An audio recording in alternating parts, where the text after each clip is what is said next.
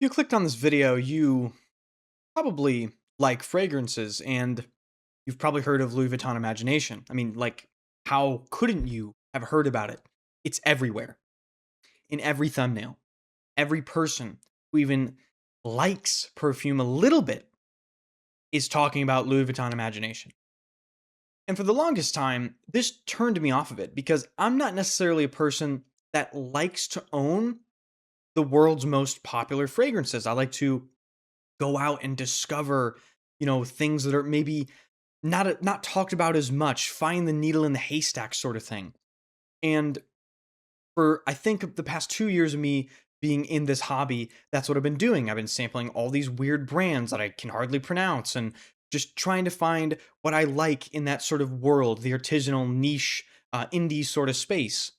But then there's that famous meme, right? The what is it? The bell curve, where you start out with designers, and then in the middle you're in your niche phase, and then at the end of it you're back to designers. And that's where I'm at because I just kept hearing about Louis Vuitton Imagination. It was literally inevitable. It was completely impossible for me not to see it in a thumbnail. And I just thought to myself, what could possibly be so good about imagination? It's this clean, fresh thing. Like, they've done clean, fresh things forever. Like, what makes Imagination the most hyped perfume in the history of the freaking world? Like, why does it deserve it? So, naturally, as rational adults do, I blind bought Louis Vuitton Imagination. And now I'm here to talk to you about it and why I think this might be one of the most impressive fragrances, not only in my collection, but maybe one of the most impressive feats in perfumery in recent memory. Because what this achieves is very rare, in my opinion, or at least in my experience. This is an inoffensive, fresh, clean scent that actually performs, that isn't boring, that somehow accomplish all of this without smelling synthetic or off-putting in any way. That is way harder than it might seem. I've worn Imagination probably 5 times at this point. The first time, I was like, this is pretty good. By the 5th time, I was like, this is never leaving the collection, and I am so happy that I went to buy it. It is actually that good. So what causes this? Like, why is it so good? In my opinion, Imagination, like I said, achieves something that's very difficult to do in perfumery and that's very rare. And it just achieves perfect harmony, perfect balance, perfect execution across every single aspect of the perfume, the wear experience, everything, presentation. Let's start with presentation. First of all, the glass is flawless, and I understand this is just a bottle that's going to sit on your shelf and you pick it up and spray it. But the glass is flawless. It's heavy, even though it's shiny. You cannot get fingerprints on this, and I don't know why. I've been sitting here like I can't get fingerprints on this bottle. The only explanation for that is something that my friend Daniel from the channel seldomly often theorized. He thinks there's a coating on this glass that completely negates fingerprints. And that might not seem like a big thing, but when you have a bottle on a shelf and it's just smudged to shit, it sometimes does annoy me. It's like, oh my god, like I need a rag immediately to clean this. But you don't even have to do this. You can handle this all day, even though it's shiny and clean and clear, and it just doesn't get dirty. So that's number one. The presentation is incredible. On top of the fact the cap is magnetic, you can refill this for less than retail, and everything, all the information is engraved. It's flawless presentation. Really, the atomizer is fantastic. You get this beautiful combination of pressurized spraying with like good accuracy, so you don't miss and all that. It's not too wide, the dispersion that is.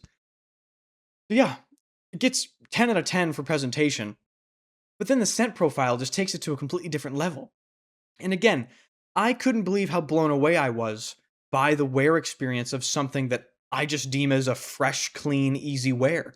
What makes Imagination so impressive, in my opinion, is that throughout the entire wear experience, there isn't a single thing that you can nitpick.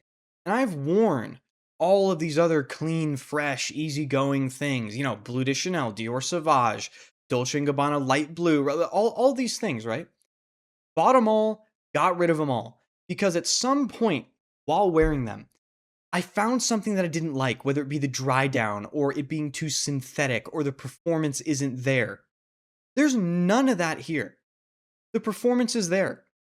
And it really surprises me that people online say this has performance issues because in my opinion, that is just completely false.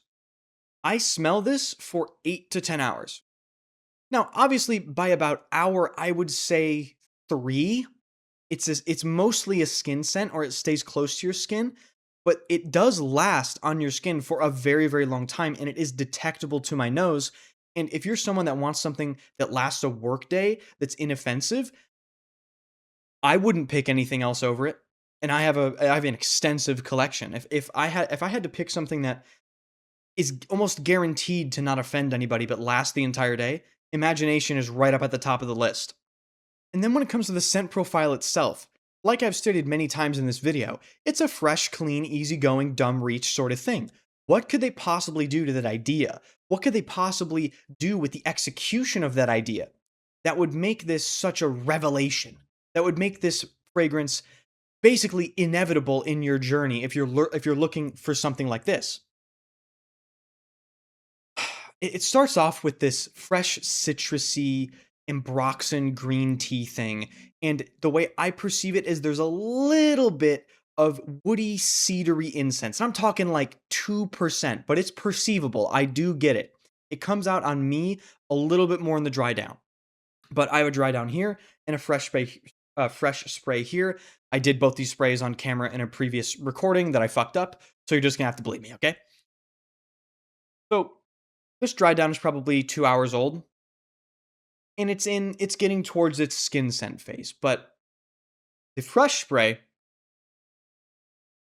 it's got this green tea, this almost bitter, fresh. I almost describe it as like an exhale of green tea. Like, oh, it's just that's the way it makes me feel. It's so calming. It's so well balanced and serene and tranquil, and it just completely blends in with everything else. You have the ambroxan in here. There's definitely ambroxan, 100%.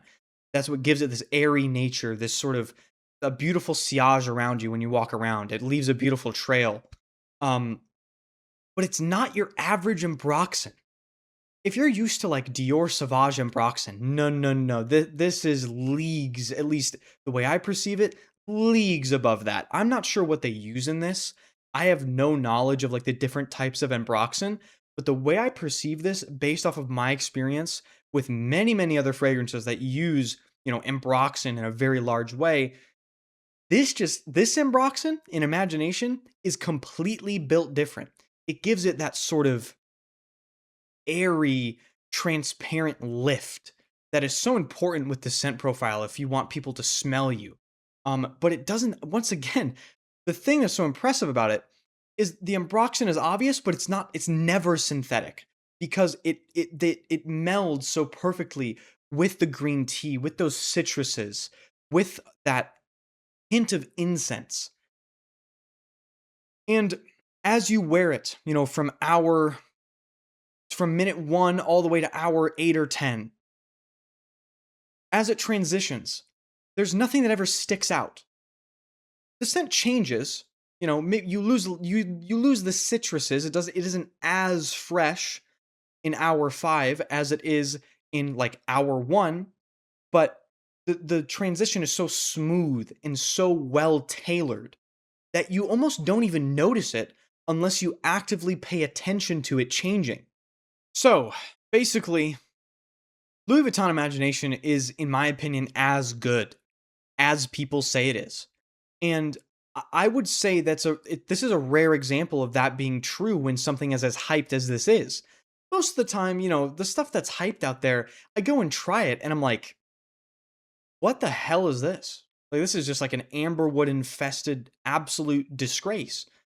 But imagination totally kicks that to the curb. This really does live up to the hype. I realize this video has been like 10 minutes of me glazing imagination. I'm not sponsored anyway, but Louis Vuitton, if you want, I wouldn't say no. Um, but I just wanted to make this video as proof that biases don't do anything for you really. Like, go try it for yourself. I avoided trying imagination for the longest time because I didn't want to own something so popular and all that. Fuck that. It's you'll be surprised sometimes. You'll go and try something like this that you've been ignoring, that you've seen everywhere, and you might have a situation like mine with this particular fragrance. So, yeah, if you need something that lasts a long time, is basically it leaves no chance of offending anyone, is fresh and clean and inoffensive. I really can't think of anything better off the top of my head than Louis Vuitton Imagination. However, it's pricey. Out the door, I want to say this was over $350 for 100 ml. That's a problem. That's a problem. Do I think it's worth it? I would almost stretch to say yes, but it's stretch. Because even though, in my opinion, this is incredibly high quality in every sense of the word, $350 is just sort of like, does any perfume justify $350? I don't know. I don't know. With that being said, I don't regret the purchase. I am going to wear the ever living shit out of this and enjoy every second of it. And I hope you enjoyed every second of a niche snob being converted by TikTok hype, curly haired Louis Vuitton fragrances. So, if you enjoyed the channel, if you enjoyed the video, be sure to hit the like button, hit the sub button, and let me know what you think about the new camera. I'm also going to get a new light, so everything's going to look a little bit better. Trying to improve the quality on this channel. Typically, I don't do, if I have a main channel that I cover Battlefield on, I don't typically do like full camera, videos. So working on getting this setup dialed in. I think the camera looks way better than my previous one, but let me know. Thank you guys so much for watching, and I'll see you guys in the next one.